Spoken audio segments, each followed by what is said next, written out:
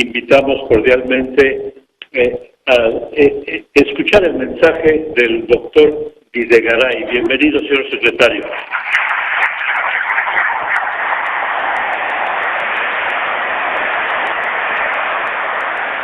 Muchas gracias. Es un privilegio estar aquí con ustedes, con la banca mexicana, en la inauguración de esta 78 convención bancaria.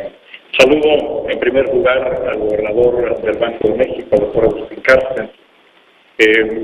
Saludo a nuestro anfitrión, a Luis Robles, presidente de la Asociación de Bancos de México, y a su presidente ejecutivo, Alberto Gómez Alcalá, y a saludarlos a ellos, a todo el comité ejecutivo, tanto saliente como entrante de la Asociación de Bancos de México, y a todas las mujeres y hombres que constituyen este importantísimo sector para la economía mexicana. Por supuesto, saludo respetuosamente a los representantes de la Cámara de Diputados, al diputado Tomás Torres, vicepresidente de la mesa directiva, y debo destacar a la primera mujer que preside la Comisión de Hacienda de la Cámara de Diputados, la diputada Aurora Aguilar.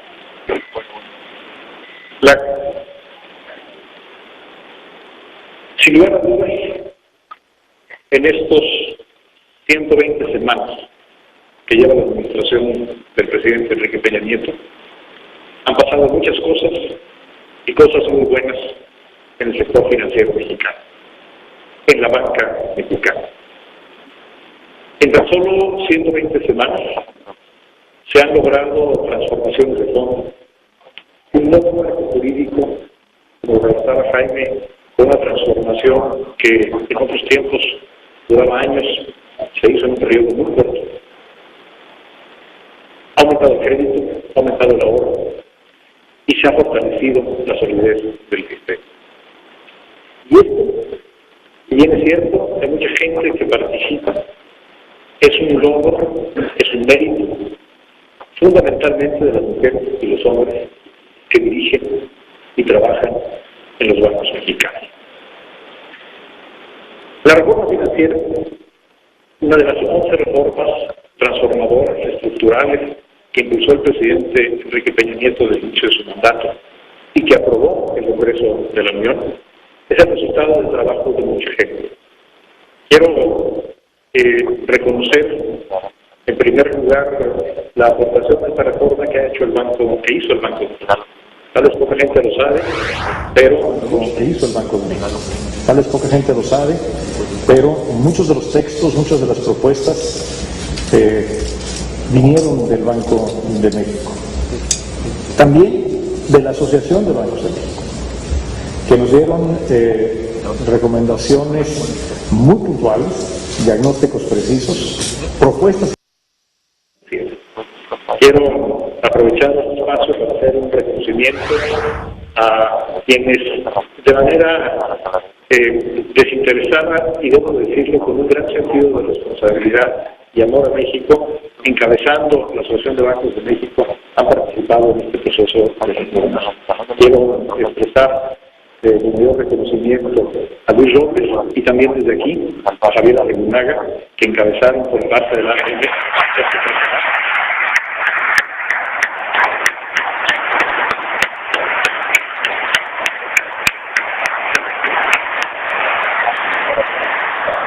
Y por supuesto, la reforma financiera ni ninguna otra reforma puede entenderse y ocurrir sin la participación del Congreso de la Unión. Particularmente en el caso de la reforma financiera de la Cámara de Diputados, que fue la Cámara de origen, que recibió una iniciativa avalada por el Pacto por México y que hizo más de 500 modificaciones a las iniciativas, 34 leyes que se modificaron y que sin duda logró una mejor reforma financiera que la que originalmente se había planteado, y por supuesto como Cámara Revisora al Senado de la República, que aprobó sin cambios la minuta recibida de la Cámara de Diputados. La reforma financiera entró en vigor en enero de 2014, y a partir de entonces, como trataba Jaime González hace un momento, empezó un proceso muy intenso de adaptación de la regulación secundaria. El Banco de México, la Comisión Nacional Bancaria de Valores y la Secretaría de Hacienda, trabajando de la mano con todo el sistema financiero, incluyendo de manera muy destacada a los bancos, iniciamos un proceso de adecuación, de transformación de las reglas de operación del sistema bancario. Y 2014 ha sido el año tal vez en la historia de las reglas de operación del sistema bancario. Y 2014 ha sido el año tal vez en la historia con una transformación más profunda al sistema financiero. La buena noticia es que esto se logró y ahora podemos ver hacia adelante estabilidad en las reglas del sistema financiero. La reforma empieza a dar algunos resultados. Los primeros resultados que nos muestran que vamos por el camino correcto. El crédito, que al cierre del año 2012 representaba el 25.7% del Producto Interno Bruto, hoy representa ya más del 29%, al cierre de 2014 29.2%. Pero no solamente está aumentando la oferta de crédito, sino que el crédito se está volviendo más barato, particularmente para las pequeñas y medianas empresas. Comparando las tasas que prevalecían al cierre de 2012 con las que prevalecen actualmente, por ejemplo, para las micro, pequeñas y medianas empresas, vemos una reducción en promedio de 8 puntos porcentuales en las tasas de interés. El crédito a las personas, el crédito personal, ha disminuido en promedio 9 puntos porcentuales las tasas de interés. Y tenemos nuevos productos, por ejemplo, los créditos a las mujeres, pequeñas productoras del campo, que hoy se ofrecen a tasas del 6.5% sin necesidad de una garantía real. La reforma financiera empieza a rendir frutos, empieza a ser una reforma que está en acción. No solamente por el lado del crédito, sino también por el lado del ahorro. El ahorro interno, el ahorro financiero interno, creció de 2012 de un 55.8% del PIB a un 61.9% al cierre de 2014. Y la banca de desarrollo, la banca del Estado, hoy tiene un nuevo mandato y tiene un nuevo papel, que es actuar realmente como una palanca de crecimiento en colaboración con la banca comercial y otros intermediarios del sistema financiero para llevar el crédito a donde todavía no llegue, para hacer el crédito más barato y para cubrir aquellos espacios donde el sistema financiero aún no se ha desarrollado. La banca de desarrollo es en primer lugar y debe ser en primer lugar una banca de desarrollo del sistema financiero. No se trata que la banca de desarrollo compita con la banca comercial. Al contrario, la banca de desarrollo debe trabajar con creatividad y con flexibilidad para hacer más potente el impacto de la banca comercial en la vivienda, en el fomento a las pequeñas y medianas empresas, en el campo, en todos los sectores donde trabaja la banca comercial. Ahí debe estar la banca de desarrollo para hacer equipo con ella y con otros intermediarios del sistema financiero mexicano. Quiero destacar que en los últimos 120 semanas se han logrado también algunos hechos notables en la fortaleza y desarrollo del sistema bancario mexicano. El Grupo de Acción Financiera Internacional en materia de lavado de dinero, como ya se refirió aquí hace un momento, dio la más alta calificación de cumplimiento a México en materia de lavado de dinero. Hay que recordar que apenas en 2008 México no cumplía 25 de las 49 recomendaciones. Hoy, cumpliendo la última, que fue la modificación al Código Penal en el año de 2014, México ha cumplido al 100% con las recomendaciones de este grupo. Y como ya se mencionó hace un momento, algo notable, que tal vez para quien no tiene cercanía con el sector financiero, no se entienda la magnitud de este dato, el Comité de Basilea, apenas el lunes de esta semana, ha informado que México alcanzó el más alto grado de cumplimiento a las normas y a las recomendaciones en materia de capitalización y liquidez del sistema bancario. Es decir, esto significa que, en opinión de la máxima autoridad internacional en la materia, el sistema bancario mexicano es más sólido, es más fuerte que el sistema bancario en Estados Unidos y definitivamente más sólido que el sistema bancario europeo. Y esto, amigas y amigos de la banca mexicana, es un mérito de ustedes. Esto se debe al trabajo de más de 220,000 mexicanos que trabajan en 45 instituciones de crédito, que todos los días trabajan al dar crédito, al fomentar el ahorro, al proveer servicios financieros, trabajan por México. La banca es un instrumento fundamental para el crecimiento económico. Y junto con la reforma financiera se han hecho otros cambios de fondo, cambios transformadores, para impulsar el crecimiento económico no solamente en los próximos meses o en los próximos trimestres, sino en los próximos años y en las próximas décadas. Ustedes las conocen bien, las 11 reformas transformadoras que con el liderazgo del presidente Enrique Peña Nieto y el apoyo del Congreso de la Unión y las fuerzas políticas de México ha logrado nuestro país. Una prioridad fundamental para el gobierno del presidente Enrique Peña Nieto es estructural. Llevar las reformas de la Constitución y la ley a la acción, a cambiar la realidad de las familias y las empresas mexicanas. Y sin duda, esto requiere una implementación exhaustiva y oportuna, en el cual la realidad de las reformas está a la altura de la oportunidad que han abierto el Constituyente Permanente y el Congreso de la Unión. Tengan ustedes la certeza de que el Gobierno de la República trabaja todos los días para lograr la implementación exhaustiva, insisto, y oportuna de las reformas. Y empezamos a ver, como decía Agustín hace un momento, empezamos a ver ya algunos resultados que son muy alentadores y que se reflejan en los bolsillos de las familias mexicanas y en las empresas. Por ejemplo, disminución en el precio de los servicios de telecomunicaciones, incluyendo la eliminación del cobro de larga distancia nacional, y disminución también en las tarifas de electricidad. Un dato revelador es que, por ejemplo, las tarifas de alta tensión para la industria, medidas de febrero a febrero, presentan reducciones de entre 18 y 25% en todo el territorio nacional. Y para las familias mexicanas, mientras que en 2014 el costo del recibo de la luz creció 4%, 2015 empezó con una reducción del 2%. Esta es la primera vez. Este es el primer inicio de un año en el que todas las tarifas eléctricas disminuyen. Estos son algunos de los apenas primeros resultados de las reformas transformadoras, y el Gobierno de la República seguirá trabajando para su implementación exhaustiva. El crecimiento de la economía, después de 2 años de un crecimiento claramente insatisfactorio, empieza a tener una mejor perspectiva. Vemos los indicadores de consumo, de empleo, en la industria de la construcción, en las exportaciones, y vemos una clara tendencia hacia la recuperación. Esto, aunado a un comportamiento muy favorable de la inflación, como ha destacado ya el gobernador del Banco de México, auguran un año con un mejor desempeño de nuestra economía, no solamente por las exportaciones, sino también por el mercado doméstico.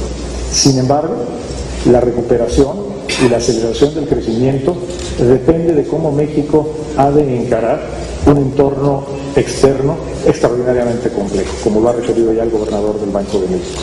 Están ocurriendo al mismo tiempo fenómenos internacionales que representan un reto muy relevante para la conducción de la política económica.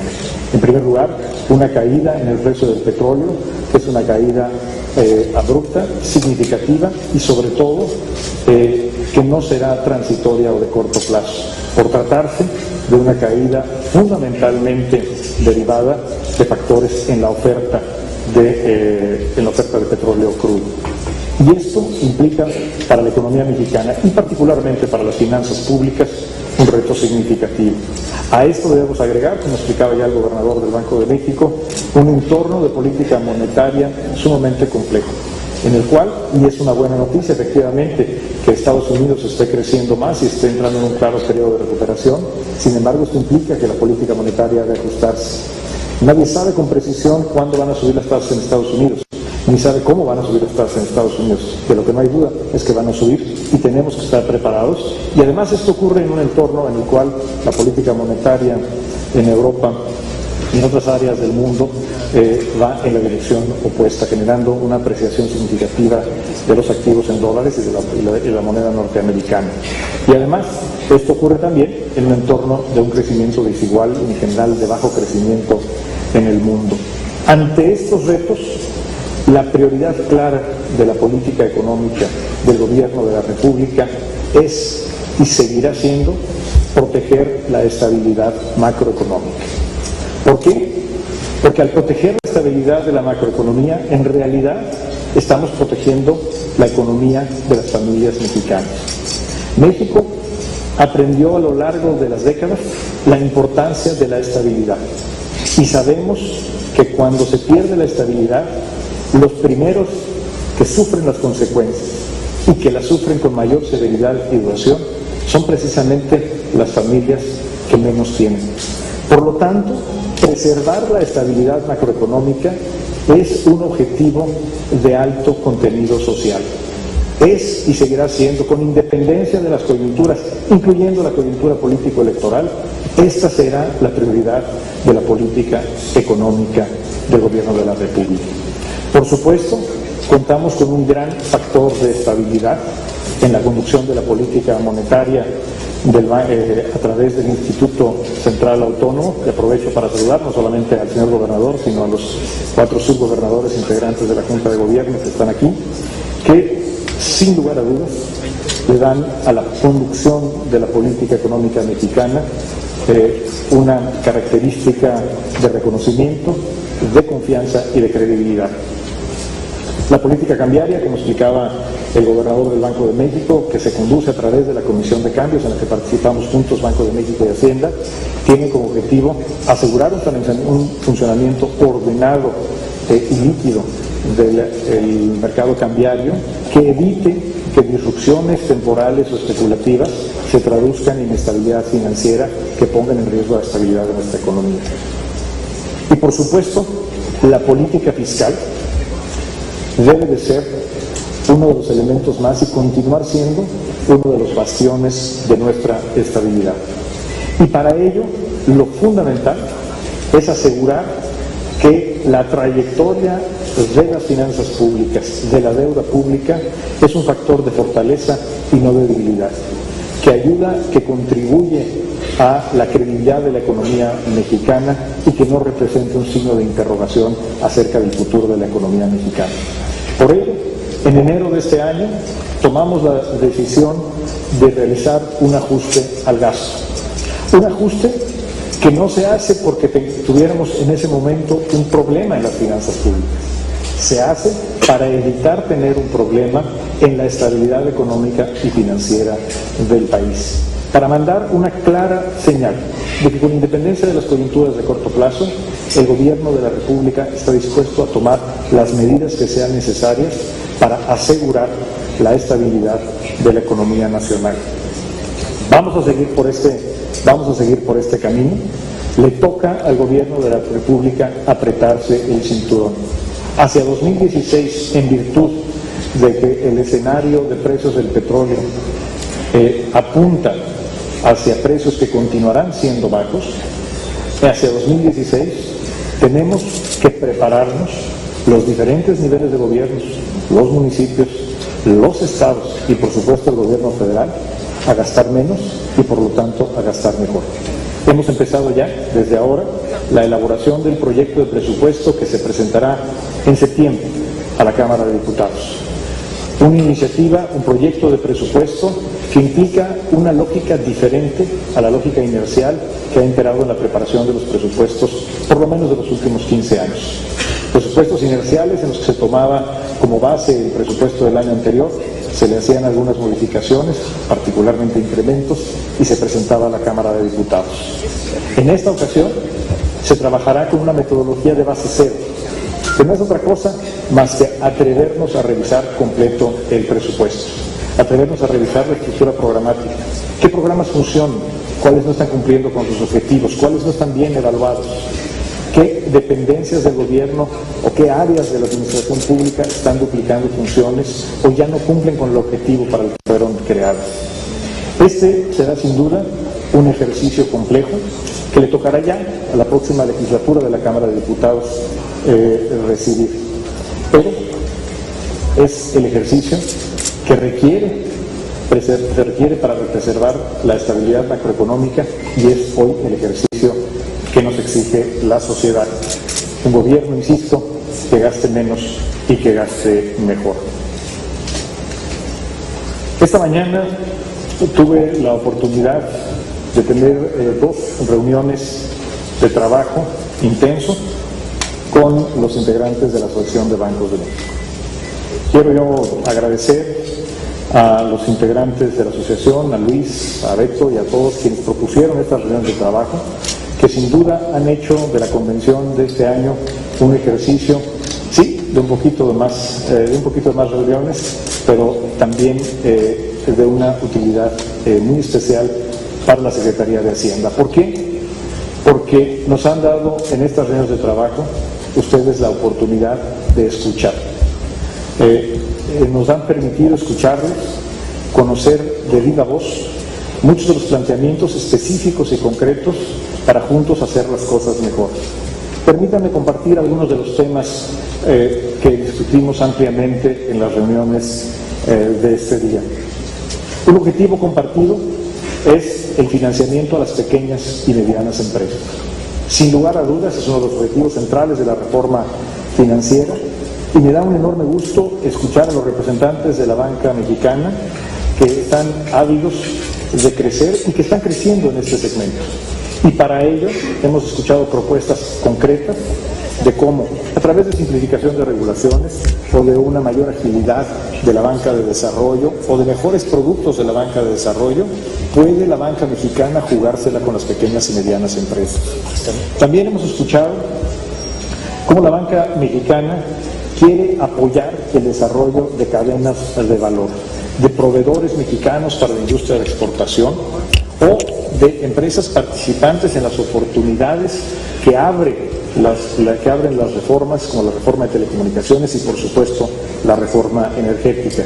Hemos escuchado recomendaciones muy específicas de cómo podríamos lograr un mejor entorno para que el financiamiento a las empresas mexicanas que quieren insertarse en la globalidad, que quieren ser más productivas y más competitivas, puedan contar con el apoyo del crédito y los productos financieros que requieren.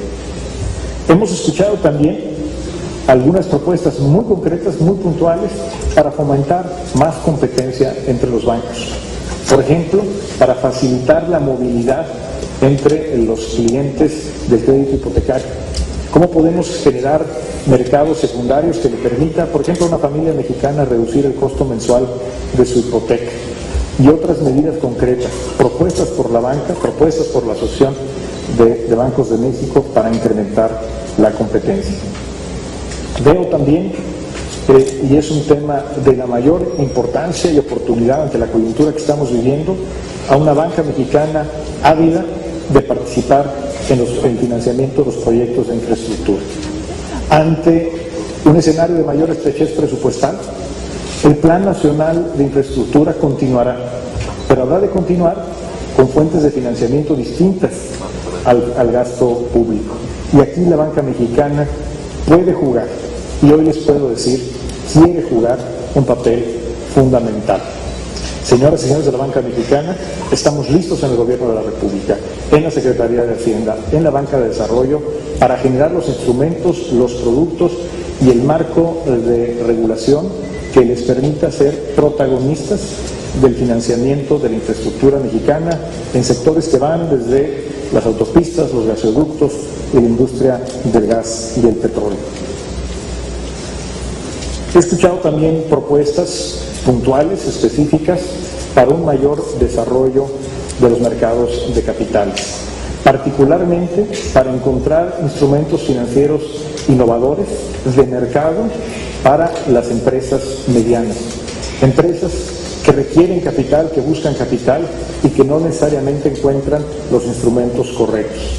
Esta es una oportunidad que tenemos para poner en acción la reforma financiera, utilizar los nuevos instrumentos que tenemos y la voluntad evidente de la banca mexicana para apoyar a empresas que están creciendo y pueden crecer mucho más, generar más empleos en distintos sectores de la economía si somos capaces, la banca y la autoridad, de generar mecanismos financieros oportunos y de bajo costo. También la banca mexicana está trabajando y está pensando y quiere colaborar con el gobierno para uno de los objetivos más importantes y de mayor impacto social que puede tener la política en la materia, que es una mayor inclusión financiera. Hay que reconocer, existen todavía millones de mexicanos que no tienen acceso a los más simples instrumentos de ahorro o de crédito. Y Para muchos mexicanos, el único instrumento de crédito que conocen a lo largo de su vida son los mecanismos informales, altamente riesgosos y sobre todo muy caros. El reto de la inclusión financiera es una prioridad de la política pública del presidente Enrique Peña Nieto.